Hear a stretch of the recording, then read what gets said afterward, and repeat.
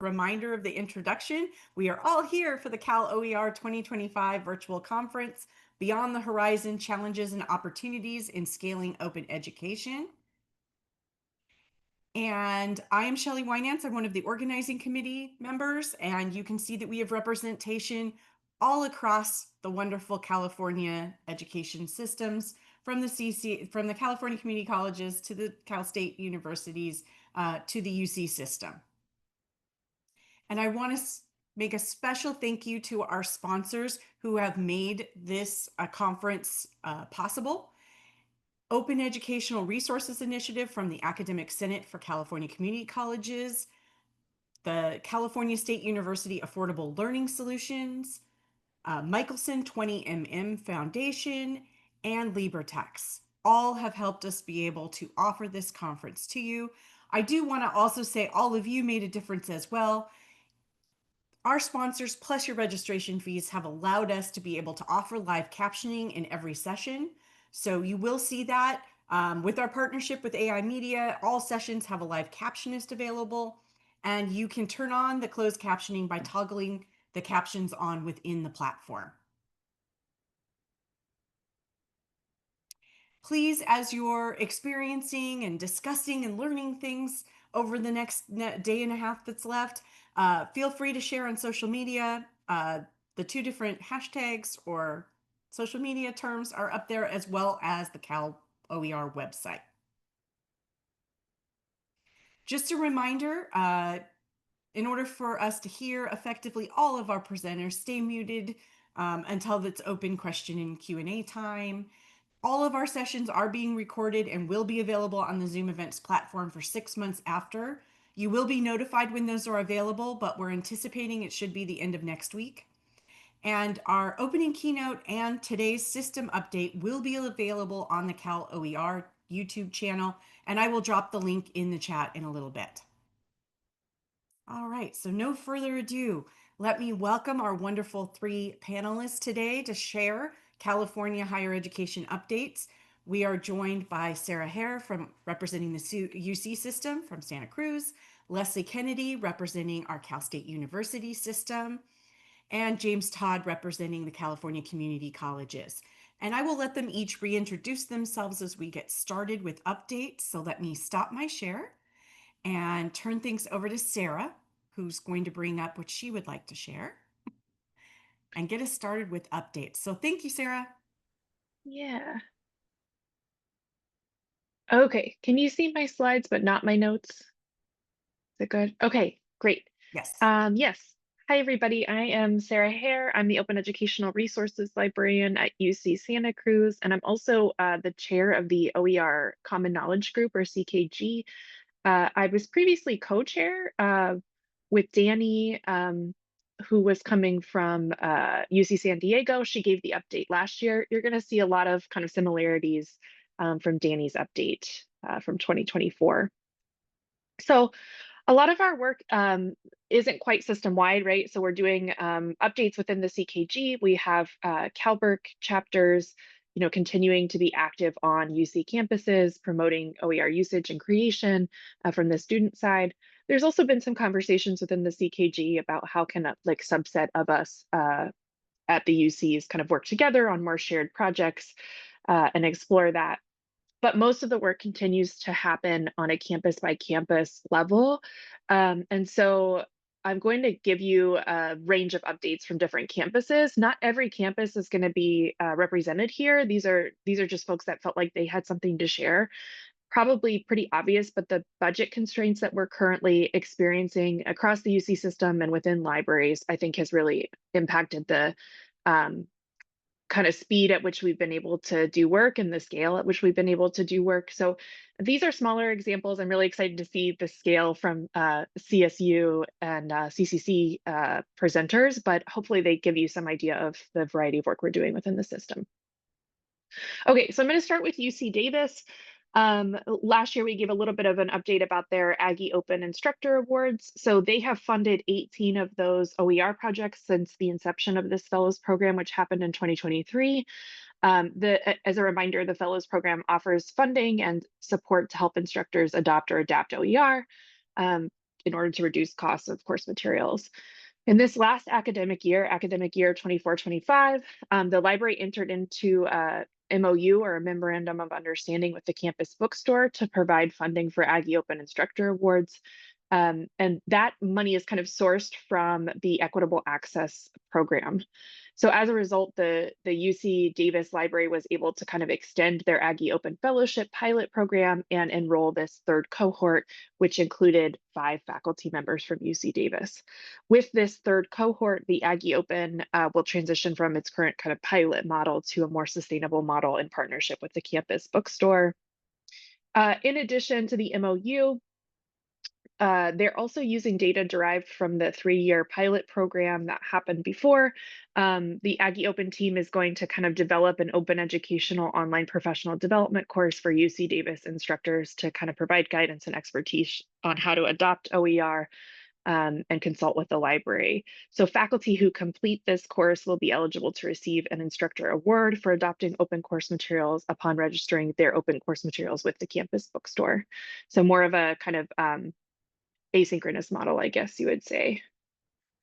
Of course, LibreText is also a project that is kind of out of UC Davis, founded by Delmar Larson, who many of you know and is in this session. The platform continues to expand. So there's, on the website now, 17 libraries with over 2,000 OER. And they also have this kind of ADAPT platform, which is a combination of high quality assessments and personalized learning models with a question bank of over 240,000 questions.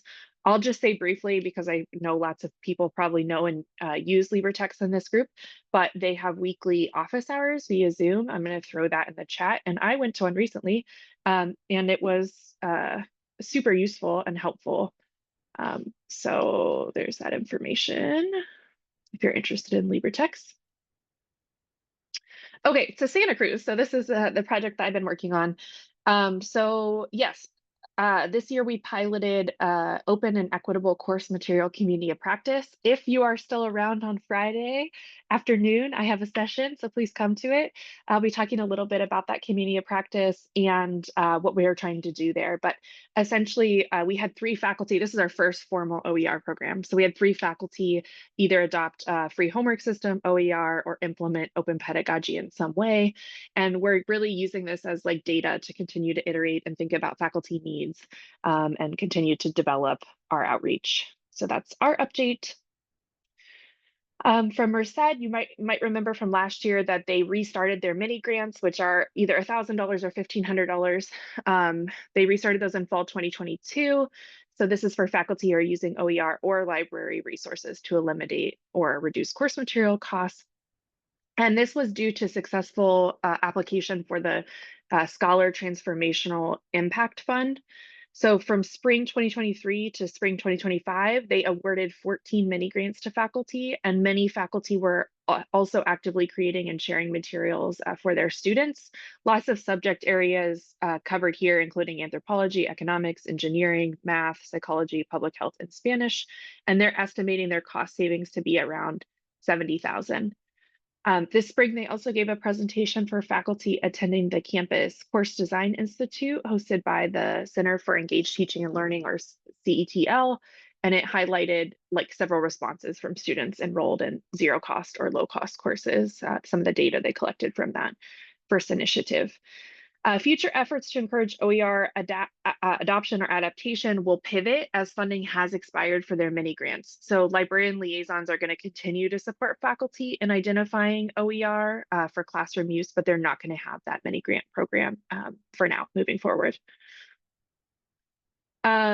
Yeah, and then UC Riverside is planning to have some workshops on Open Access Week, 2 workshops related to OER, locating OER and image rights. They have someone that's kind of just starting up on their OER work as well, so this is fairly new. And then for UC Irvine, they did the 3-year pilot of the Affordable Course Materials and OER initiative. And I've linked to, and my slides are shared, I think, also in the lobby area in Zoom. I've linked to the Positive Psychology OER textbook that was created as part of the initiative, and it's built on LibreText as well. This summer, they are asking staff and faculty advocates to join a new Affordable Advocates Advisory team to center support in one place and share best practices in finding or creating affordable course materials and doing open pedagogy.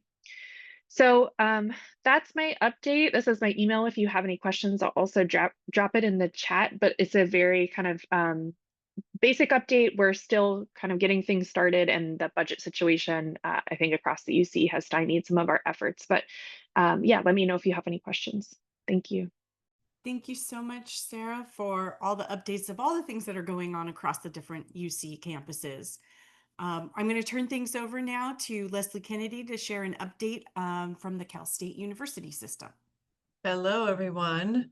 Greetings from Ohio. I think my internet's pretty strong and we should be good to go. So let me just share my slides really quickly. Let's see, presentation. I usually use Google, so it's a little different here, but we'll try this. All right, so thank you. Thank you, Michelle. No, Shelley and Michelle, of course, who does a lot of work here as well. So what I do at the California State University Chancellor's Office is help coordinate the system-wide effort for affordable learning solutions. And so there's a little bit about me right there. I do many other things as well, but this is one of my areas of focus. And I have a very, okay, these aren't going to the next slide. Why aren't they going? There we go. This is the team that focuses on affordable learning solutions in the CSU. We have a bookstore liaison. We have someone who manages the websites, including Cool for Ed, which many of you are familiar with, which was established through legislation several years ago. Faith, who's going to be taking on more of the responsibilities for affordable learning solutions in the next in the coming years, and Gabby, who we could not work without our fiscal and operations work that she does. So we're very fortunate to have a great team.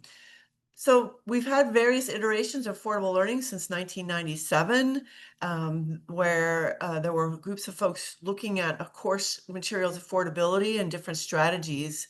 And we have on our website a link to the milestones and the stories that are available there. And I would have pasted the links in the chat, but I'll just do them all right at the end because I've got them all lined up for you. So since 1997, we've been trying many different types of iterations, and we're continuing to be very successful as a system. Especially since we have these amazing affordable learning solutions coordinators on the campuses. We have 22 campuses now as of July 1st.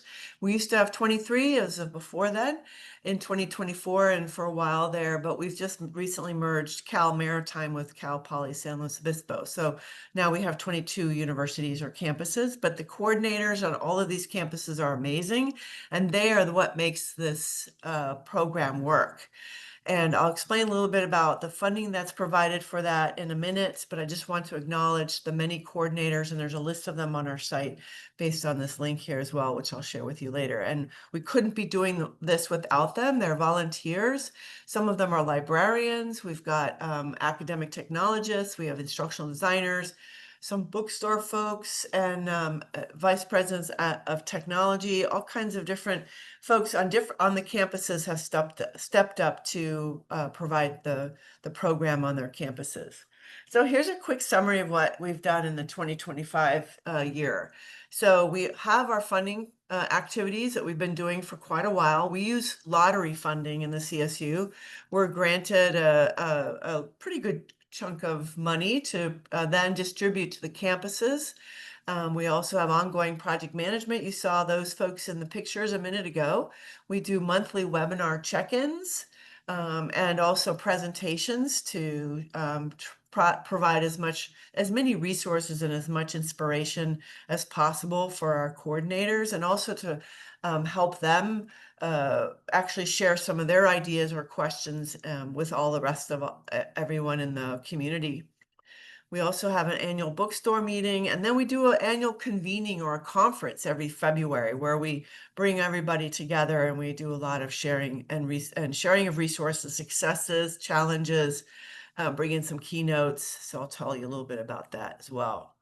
So the application launch usually happens in the spring after our annual conference, and we're looking at campuses to share in their application for funding, which they can apply for up to 20,000 base rate. And then if they have special projects, they can ask for additional money for the year. And one of the requirements is that they establish a committee for the campus to be the implementers and the voices of the campus around the course materials affordability, meaning faculty, students, instructional designers, the accessibility office, bookstore, libraries. I think I've hit everyone, all of the areas, academic technology as well. So impact on teaching and learning, and then the potential students savings impact. Those are all part of the application for funding that might be of interest to you. And I'm going to share the slides so you can, if you're interested in more details, you can grab all that information. We're not going to go over it word for word. So the components require, as I mentioned, a committee. You have to establish a website where you're sharing information to your campus. Every campus has to create at least 5 or 10 Cool for Ed showcases of faculty adoption. And I don't know if you've seen it on Cool for Ed when you go to coolfored.org. One link takes you to the book selections area, and the other one has a ton of updated faculty showcases in their disciplines of their adoption of OER. So those are some aspects, and there's some other pieces here that are also a very important part of the funding requests for this from the system office, from our office. And then there's some strategies we recommend they use. There's how they distribute their budget, and we have a template for that, so I'll be sharing that with you as well. And then we have some advice on how they should fill out the form and how they can request funding and potentially additional funding. And then obviously reporting is very much a part of that. So there's a whole reporting element there so that we can every year get a sense of the student savings from year to year. So here's an example of a project at San Jose State University. They've been very active probably from the inception of Affordable Learning Solutions. And they partner with their bookstore. Their library is very involved. Their coordinators are librarians, and they partner with the bookstore where the bookstore will share their course materials that the faculty have ordered for the semester. And then they will use a myriad of strategies to find potentially the same books or similar books in the library core collection. So we have a very large library core collection, as many of the other systems do here. So there are lots of savings, as you can see on this chart, that happen from just using library materials as a part of the savings strategies on their campus. Here's an example of the Python script that they use to search and retrieve the resources from the stores and into the library. I just need a quick drink, sorry. And you can reference this later. And they have a partnership with their San Jose Barnes & Noble bookstore. All right. So this is some of the language that they put into their request for funding. This is at Chico State, and very focused on creating OER textbooks and or utilizing current OER textbooks, or either from OpenStax or from LibreText. And so this is what their language looks like when they apply for funding through us. And then they also talk about their potential student savings that they're going to plan for throughout the year, whether they're going to use student ambassadors, they're going to train faculty, or they're going to do other kinds of OER creation processes and or projects. They have some unique projects this year that they propose. And for example, here you'll see at the bottom that with this just one OER project through 3 courses over 2 semesters, the amount of savings for the students that comes from that. So there's different pieces of advice in this PowerPoint on how to manage the project from sustainability to recognition, which is a big part of this as well. We require the campuses, the coordinators, to set up a recognition event to recognize the faculty who are doing the work and making the adjustment to either writing or adopting OER. and making sure they're recognized on the campus and even necessarily by some of the leadership. And so there's a pretty large imprint or footprint that this program touches throughout the institution in regards to the funding that we provide and the impact they're making on the course savings for the students. And then here's, gotta go back here. Oops, now I've jumped way ahead.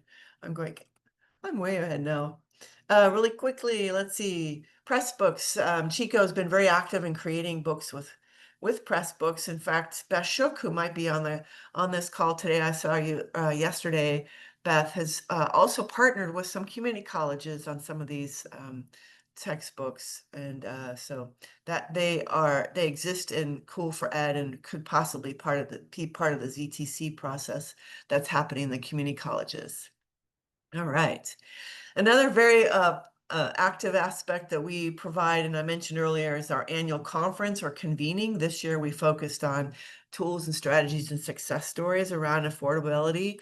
It's a big focus of the CSU strategy. So we're trying to blend that in with overall one of the many pillars of the CSU strategic plan.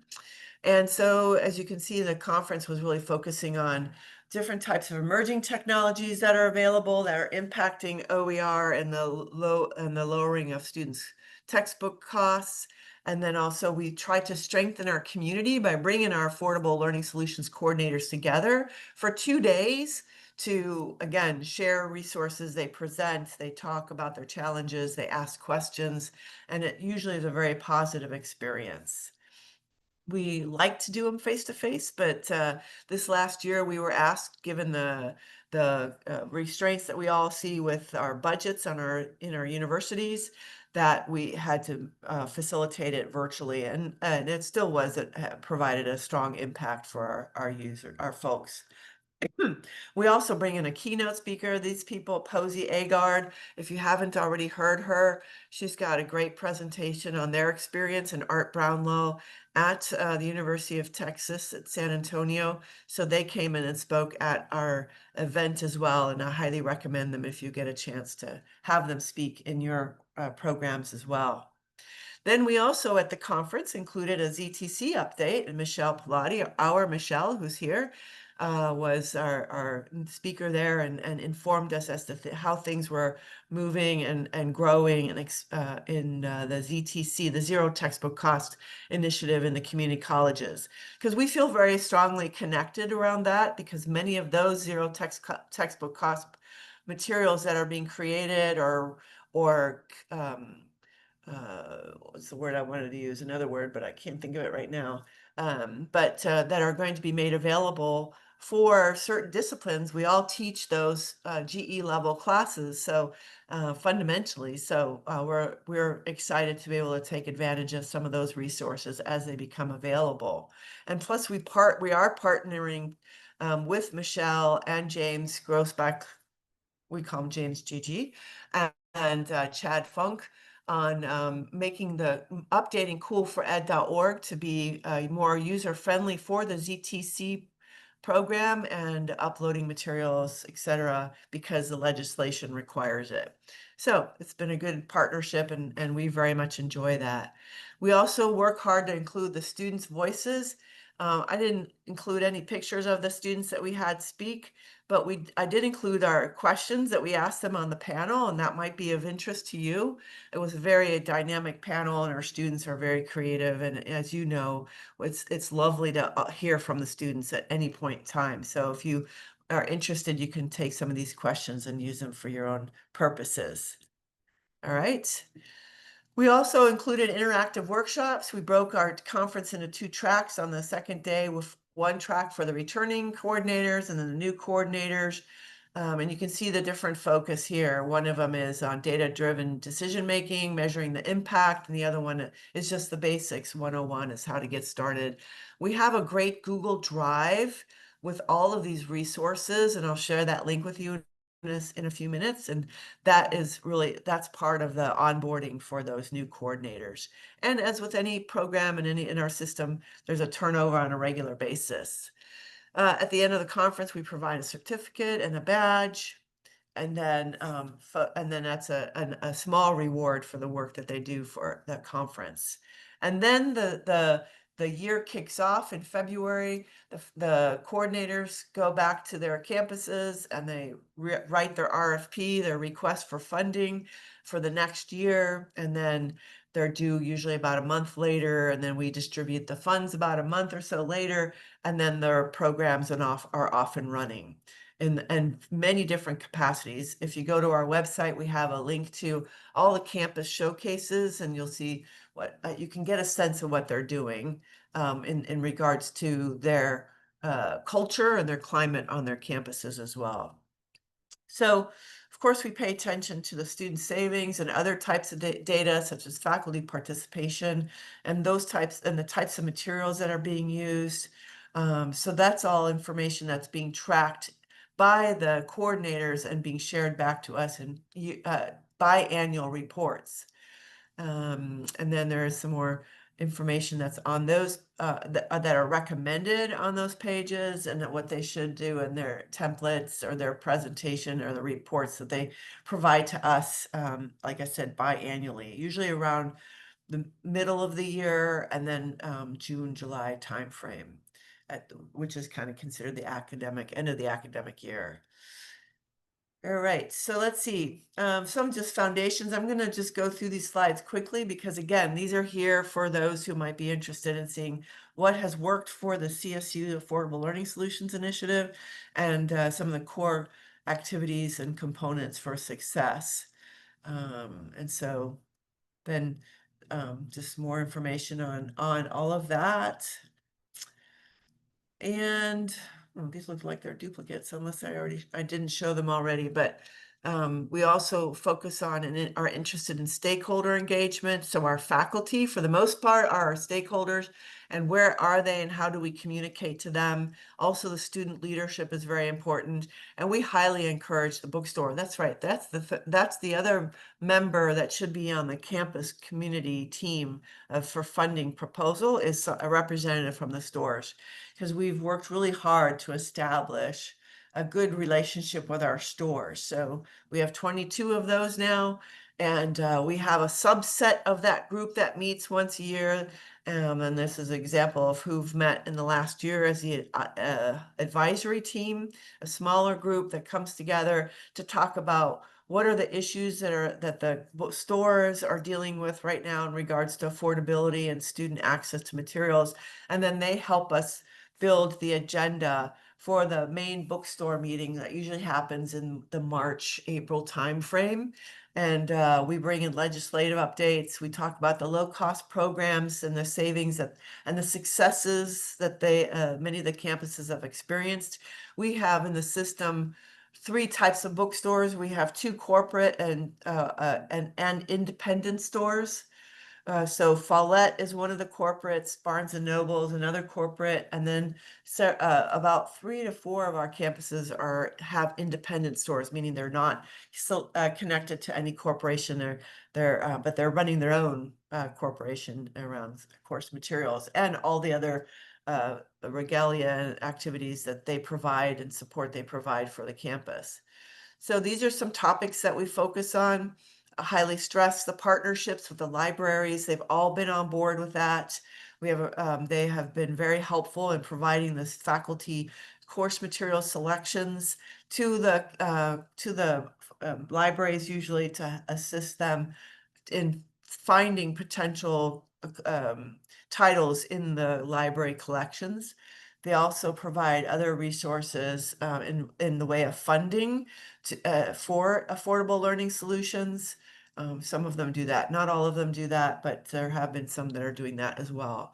The bookstore savings for this year, we just got our numbers in July. For this year was, I think, 48 million for our students all together. So that's with their low-cost savings programs, whether it's book rentals or those access programs that are becoming ubiquitous to some extent on the campuses. So some campuses are doing it, or we're supposed to call them universities. That's why I keep flipping between the two. Anyway, Last year there were 23, like I said, and some of them have equity access or inclusive access programs, some don't.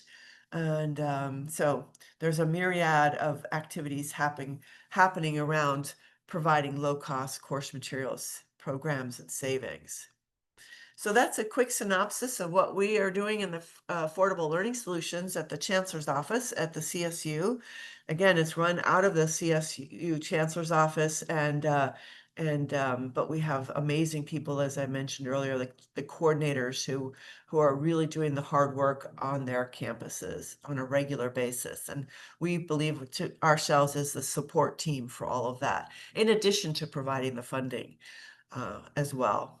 So thank you very much. And I'll turn it back over to Shelley, and I'll look at the chat to see if there are any questions, and I'll copy some of my links in there as well. Thank I'll you so stop much, Leslie. sharing. And I think we've been trying to help you out with links in there, but we may have missed a few. Oh, So, thank but you. we I did appreciate try. that. Thank And I'm you. going to turn things over now. We got a wonderful update of all the exciting stuff going on at the Cal State University system level. What is going on at the California community colleges? So James Todd is going to update us. Well, wow, this is great. I got a couple comments even as I'm going into this slide deck. I serve as the Vice Chancellor of Academic Affairs at the California Community Colleges, and been part of this project for a while. But I loved what the comment was. I think that you had made, Shelley, of someone had made a comment. I don't know where it is now. Like thanks to Oh, that some was of the me. other resources that have been developed at the California community colleges, and then you're using them in other spaces and in other segments. And I think that that's really where the opportunity for us is how can we start to facilitate, more discipline kind of efforts that are intersegmental in the creation and utilization of resources. So the more we can think about that, I think the better. Because I think we haven't, if we're also thinking about the ways in which the state can help to fund these efforts or philanthropically also invest in efforts. The more we can kind of think about um, the intersection of credit mobility, alignment, and also utilization of course materials, all the better, and especially ones that are open, educational resources. So I put that as a problem for us to think about, and what does it look like to build more, communities around this. I know that, Cool for Ed has helped to align some of those efforts and a variety of our sharing spaces. And it is true that we've had a lot of funding, I think, in the community colleges to do this, and we should start thinking much more broadly as kind of higher education in California to find opportunities for intersegmental work. So that's one thing to say. I'm going to go through a little bit of our history, and maybe we can get into more of a conversation as well because I'm excited about like how do we develop and support more. Um, we can go to the next slide, and as we're moving to that, it is interesting. In our system, there are colleges right now and we have 116 colleges. We serve, over 2.1 million students, getting close to the 2.2 million mark. And so we're a pretty large system, but we have colleges that are at 70% OER. And that's pretty extraordinary feat in terms of thinking systematically across our areas. And we still push up against what are our hard to convert. One of the things that I think makes us a little bit different is than other segments, we've got a lot of career technical education kind of workforce areas that can be converted in OER, but need some more specialized attention. And then I think we still run into some difficulties in some of our STEM pathways and specialized pathways as well to kind of cultivate and continue our work in OER. And I will say philosophically, we're invested in OER. We had a zero textbook cost program, but still that comes down to how can we really develop and support, work with our faculty leadership, especially the Academic Senate and our OERI initiative to develop, curate, cultivate, and scale the resources that we have. So we invested in 2023 with our ZTC program, which was a lot of funding. We had $115 million to spend, and it was given to us before 2023. So I think took us some time to get funds out. And all of our colleges received at least $200,000, total of $23 million, to develop at least one zero textbook cost pathway per college. And what was different about this initiative was it wasn't only OER, right? There were other ways to put programs together. And I think a lot of folks were also coming out of COVID and HERF funds where there were also materials provided. So this was part of that kind of continued kind of way of thinking about how do we provide resources for students. But it did result in about 130 zero textbook cost pathways, and those might include lending libraries and other ways of working with students. We can go to the next slide. Those are all available now as of fall 2025. So going in this semester, we should start to see more of our scaled work. And then we offered a new round of grants out of that funding, and about 86 community colleges received acceleration grants. That also was coupled with some of our work called collaboration cohorts. And I think what we learned in doing some of this work is, you could put funding towards a pathway at a college. But what I have really emphasized, at least with the legislature, I was in a meeting with the Senate Budget Committee as well, or some members of that, and talking to them about we can make a pathway to college, but it's really about bringing faculty together from multiple institutions that I think is really important in the same discipline, where you're collaborating on materials and suddenly making a product that, multiple professors might see themselves utilizing. So we've got to find ways to cultivate materials, probably with more group effort. I think that helps in adoption, and having various perspectives in cultivating resources is great too. So that was about $30 million that we put into that, and that has resulted, with our partnership with the OERI, in a 308 additional pathways. So we're talking about entire degree pathways for students that are zero textbook cost. And those are going to be available to students in 2026. I'm going to one more on the next slide. And so I've been at the chancellor's office for the last year and a half and tried to see, these last few funding cycles come through. One, the legislature, and I think the governor's office really likes to see us spending the funding, money that is sitting is not necessarily supporting students. But I think in partnership with, the Senate and conversations with faculty and across our campuses, the question is, how do we make this scaled? And how do we make sure that all campuses are participating? So we arranged our funds to make sure that all colleges got another round of funding so that they're doing this kind of work. And it is about it's about cultivating a culture of, affordability and OER use on campuses. So that last round, I think we got, yeah, we gave each campus around $320,000. We also asked campuses to contribute funding to the ASCCC OERI. And that has, we're continuing to build pathways. At the end, I think you see, through indirect and direct pathways, about 938. So that's a lot of pathways on campuses that students are receiving, free textbook cost pathways. Um, I, but I also I think that what's been important is that we've also invested with the OERI with an infrastructure. Um, they have mapped out our resources, and probably you've seen them, but along similar ways that Cool for Ed has, but by CID, but also by our ADTs and our TMCs, and trying to find different ways to sort and gain access to the materials.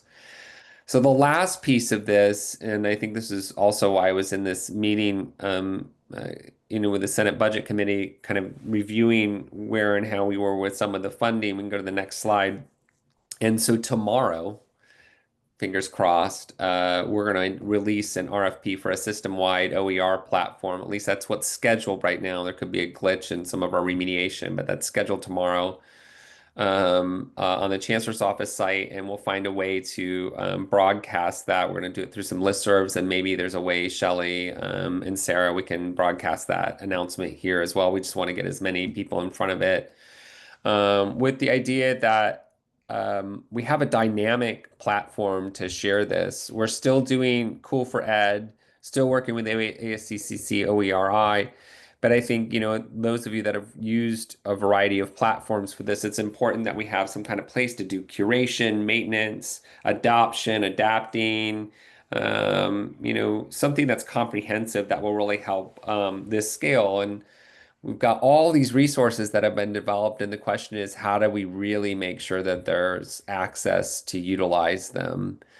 So that's happening, which we're really, really excited about. And then we hope that it gets to, further adoption by campuses. And I was talking with a campus president recently, and they said, this isn't 2019, this isn't even, 2022.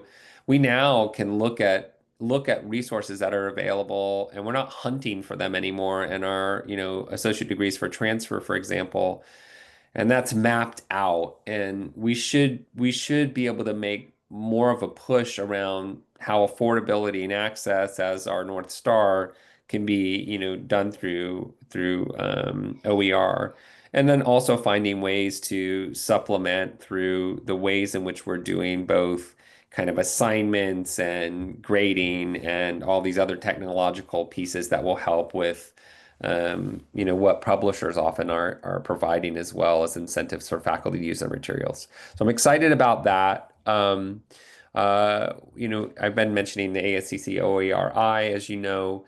College of the Canyons has also been a big partner in this with, I think you had mentioned Leslie Janes Glapa, Grossklag, their group, doing development support. Obviously, Michelle Pilati, Julie Bruno, a variety of folks on that team with the OERI have really supported us. Christina Moon, others.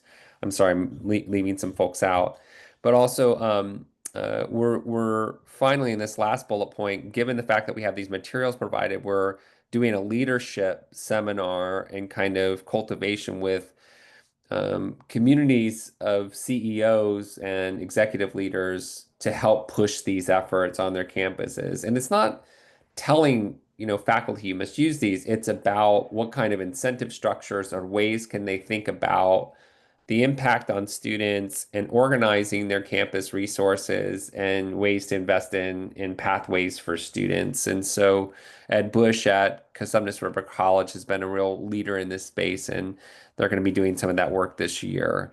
I think what's missing on this, though, really is our intersegmental work, and I'm really interested in trying to find ways that we can start to take these, especially the lower division gen ed, and start to think about the cultivation and dissemination. I think we, as much as we connect, and it's great. I love seeing Leslie here as well. I'm just thinking about, God, we don't talk enough. How do we really build some of this work together? So we can go to the next slide. And I would say I think that kind of work helps us in transfer, for example, as well. Helps us build connections and relationships amongst campuses. That's really important. Anyhow, we also have a burden-free this is quite a mouthful, but burden-free instructional materials implementation task force. We probably could have named better, but this is what we have. And it was really about finding ways that we couldn't just focus on textbooks, but work on as a system how to remove barriers for students in instructional material costs in general. And we have, as I was saying, a lot of career education program costs for students as well. And that can range from dental hygiene through fire, through all these other culinary, all the programs that we have.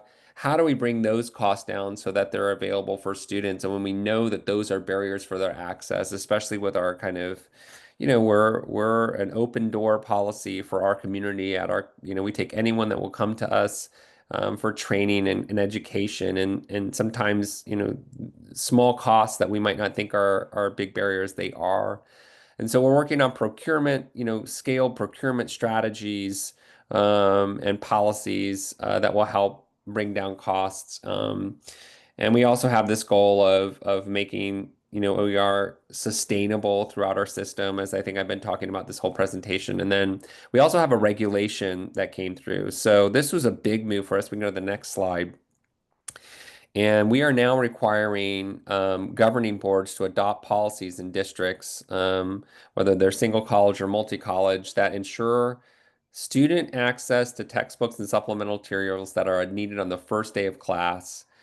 And the way we're framing how do you get to first day access is not inclusive access. It's not some kind of lower fee for students through, you know, uh, you know, uh, kind of vendor arrangement, but really focusing on adopting and adapting OER to complete degrees and certificates, as you see there. And especially when we see them in general education, the question in our system is, why are we not doing that?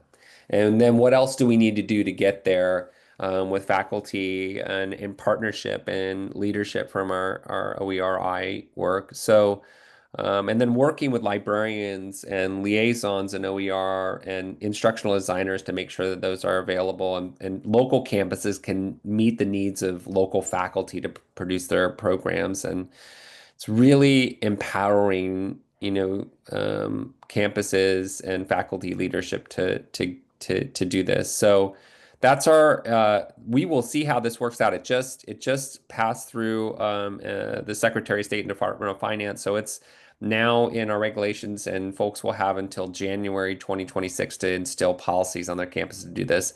I'll just say one piece about it. It's policies to get there. Um, I don't know that we've had a framework like this on our campuses, but it's about, you know, we don't necessarily this is a piece of culture building on our campus so that we can say, strengthen ways that we're making choices that center students as we're putting together our course schedules and putting together programs and thinking about what's available out there. And so I'm excited about this and championing this for our system. And I think that's the last slide I had. Sorry if I overtalked, but I'm not. This is our impact on students. You can tell I probably don't need to go through these. These are our basic tenets. But I still keep coming back to I love this space and I love to see who's in here. And I keep thinking about, what our next steps are, is like, what would this look like as an intersegmental, work? You probably been talking about that the whole time, but I just got here, so I'm allowed to say that. Thank you very much for having me. I'm done. Thank you so much, James. I want to thank all of our panelists for their fabulous presentations and open it up to questions. So far, we only had one question in the Q&A area, and Leslie already answered.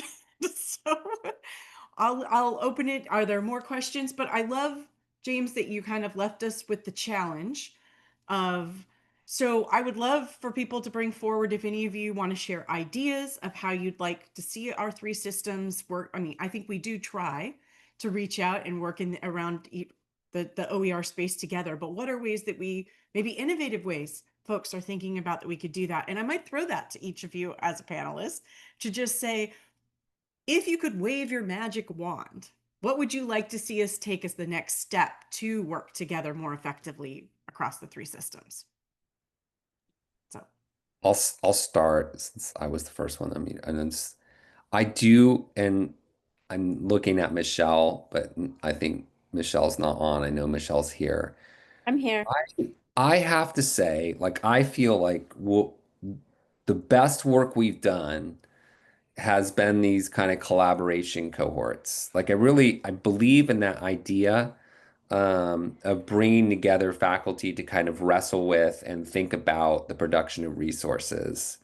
And so I keep coming back to that idea of like, okay, so then what could we do if we were starting to think about um, either introducing, sharing, or growing those kinds of cohorts, um, you know, even if it was just on courses alone, let alone pathways with, um, across our intersegmental areas. Just the thought, but I feel like that's the space is building these, providing space and ways that an anthropology department across multiple campuses could work together on, you know, an introductory course, find scaled large section courses, for example, to start with, um, uh, to think more critically about, wow, this could be really, we could all use this at the same time and pool ways that we would also do assignments and other follow-ups. So that would be a great investment, I think.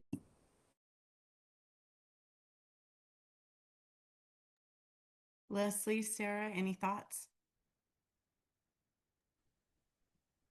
Well, we've come so far in the last several years, and the opportunities are there. I'm very intrigued with some of the policy activities that are happening in the community colleges, and I'm always interested in working intersegmentally. We try as much as we can, and there's always more we can do. So I'm on board with whatever you organize or are interested in, James, and with the UCs.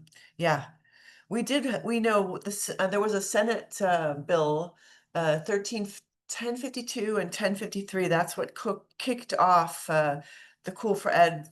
That was a result of $4 million that the state invested in bringing the three systems together to work on developing or recommending OER for 50 courses, and that was began in 16, I believe. So that was laying the groundwork for where we're headed. We continue to expand and grow towards. So Yeah. that worked really well, and there's so many opportunities as we see more and more adoption of OER, and the use of it and being adaptable is also, as we've heard even from David Wiley, but also from others in the conference session. So yeah, I think it's great. And we do overlap a lot in coursework, so there's a lot of opportunities for our students to benefit from that as well. Yeah, I feel like as someone pretty new to the UC system, I mean, a year and a half or so, I feel like I'm missing swaths of history here. So I don't know, I feel like it'd be helpful to, at some other point, check in, Leslie, about 1052 and 1053, like thinking about, how that was executed or not and the UC's involvement. Like, I think we're at this place where, we tried to put up this UC system-wide proposal 2 years ago, and it just kind of radio static at this point. And so we are trying to think about how to scale this work within the UCs and then also intersegmentally. But again, like trying to get things going beyond a single campus is difficult. And I'm always proud and jealous of the work that's being done in the CSUs and CCCs. But yeah. Yeah, let's definitely connect, and talk about that, and maybe we can also tap into some resources that could help. I mean, that was legislated, right? So that's usually what works with those kinds of things, but to some extent, because one can't ignore it. But it worked really well. I was part of that, and it was a really good experience for everyone. So yeah, need to keep that momentum. I think what you're trying to say as well. I don't know if anybody else has anything to say about that. Yeah. Well, I was also thinking about some of the ways in which we can think the fact that we even have this kind of RFP going out, like how amazing it would be if some way that could, foster connection and, across all of our campuses with that kind of a dynamic environment. We need to think much more about how technology solutions will support this. We also have a lot of alignment happening that I think can support this. I mean, our Common Course numbering initiative, as much as I know that that's not the easiest, Pathways. CID, yeah, all those pieces I think um, can help us share, and technology is only going to get better. And we should be thinking, especially at a time in which we're looking at particular budget shortfalls or the politics of multi-system work. In our national environment, we have to start thinking about ways that we can collaborate together. I think it also goes to, Michael, your question in the chat about like, what does this look like as a common denominator? I feel like it's about leadership and not just administrative leadership, but, cross-role leadership on a campus that is prioritizing this for students and saying, we got a North Star. And what do we need to do to get on board? And what does it mean to have this framework? Look, these are what our student needs are. This will lead to success. And I think those conversations are what have propelled campuses to getting there. It's an investment too. This is not, yeah, you have to provide space and time or something that helps faculty make a big change in their oftentimes what they've been offering. So that investment, leadership also has to see that is a small investment for a large gain, for faculty to kind of invest in that major change in the materials they're using too. So I really think it's about that, and I think that's why we're kind of excited about this experiment of having a community of practice of, administrators as well, at least those leadership and understanding the ones that are kind of in the resource area. How do they understand the relationship and what does it mean to foster that when it can't be top down with this stuff. It's got to be grassroots kind of like walking and servant leadership models to get massive movement. Thank you. Now I'm going to actually turn it to Michelle and put her on the spot, only because I saw in the chat a tease about something that's coming soon that got me excited and wants to hear more about. What are plug and play courses? Is that a real thing? Is that really coming? You got to tell us about that. Yeah, so I meant to make sure that James was well versed on it because I had just gotten the latest scoop on it. So CVC OER, which is sort of our central Canvas and Canvas resources and so forth entity, is in the process of developing. We have a rubric around quality online instruction. So creating courses that are aligned to that rubric and are built around OER that are really intended to serve the faculty member who suddenly got handed a class and needs to start teaching online the next day and they don't have anything. So it's to give them something to get started with. And so they're in the process of developing these courses based on the common course numbering templates that have been developed. And so the first 6 are supposed to be rolling out like any minute. I actually think they're done. They're just kind of working on their marketing strategy. So definitely make sure that you guys are aware of it. And so these would be complete courses in Canvas Commons, complete with like guidance for what you need to do to get going with this course, and so forth. And so, yes. And so those Plug first and play, right? Isn't that plug and what play, yeah, plug and play. And I was linking it to our regulation that is requiring us to have policies around having students be able to get started on day one, which it's not saying you have to have a no-cost class all the way through, but maybe you get started and your first few weeks you do, you use an OER just to find out what it's like. And I'm a firm believer that once you get in there and you start using OER, particularly if you're going in there and then modifying resources to really match what you want and how you want to teach, that's a way to get faculty who are hesitant to go for it. But this idea of having these ready to go courses is really exciting. And so you have the first 6 that are coming, and they're in big trouble because their developmental productivity is going to have to increase quite dramatically because it would go from 6 to a whole lot more very, very quickly. And they're going to get harder. The first 6 are big, giant GE courses. And so that made them a little bit easier because there's ample OER for all of them, but the next ones are going to be harder. Well, I think that was worth the price of admission right there. Everyone should be so excited. I can't wait to see these. Yeah, it's pretty And be able to awesome. share them with our faculty at the CSU to be able to say, I mean, what a great starting place, especially Yeah. for, we end up with the same thing, lectures that start last minute, get assigned a class. And the fact that they could have something to work with from day one that already we know fits a quality rubric. Right. That's a right. game changer. That's wonderful. Now, maybe that's a place we can partner. Maybe we can start building, you say trying to up that, it'll be harder. Maybe across we could have some collaboration across the systems to create more of those. That would be amazing. And imagine those as also starting to be collaborative across systems or other ways to put these together. I would just love to see that. I think about the scaled impact of that, right? Like you suddenly have UC or in CSU or in community college faculty working on a introductory cultural anthropology class. I'm only saying that because I'm a cultural anthropologist and I'm allowed to. But can you imagine that? Like how great that would be too, because we suddenly could really have some scaled movement. Exciting. Yeah, I see a definite advantage there, and we'd be happy to partner with you, Michelle, or I don't know how that's working, who's doing that, but if you can connect us, we'd be very interested.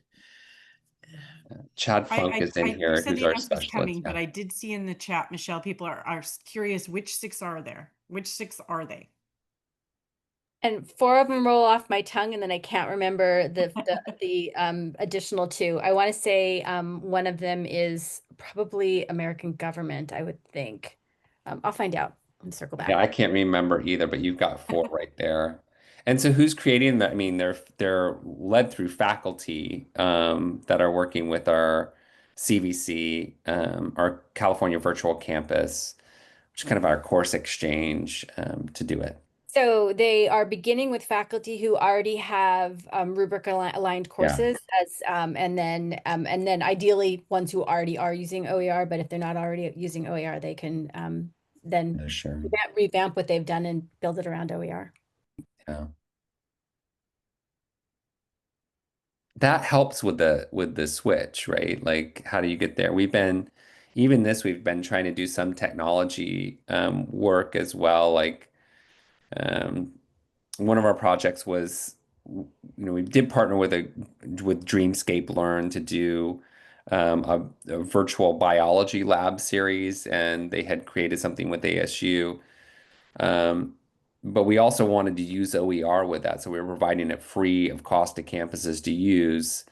But then they're going to also create, one of these modules so that there's OER, biology and the biology lab components. So, if they're really useful, and there's easy ways to, adapt and adopt a shell like that, that can be pretty compelling, I think. Yep. Yep. Well, I think that gets us close to our time. I'll pause for a few moments to see if there are any last minute questions, but I can see great collaborations there because all the CSUs are on Canvas and all the CCCs are on Canvas, so that Canvas Commons being able to have access should work really, really well to exchange plug and play courses, OER courses. I'm trying to see if there's anything else in the chat. Well, it's nice to meet Sarah. I don't think we've met, but I'm glad to have, yeah, it's great connection. Good to see Leslie and Shelley. Thanks to you all for having us. Thank you all. And thanks to everyone. I do want to remind you, please, we still have sessions left today. Join into your next session, which starts at 2:30.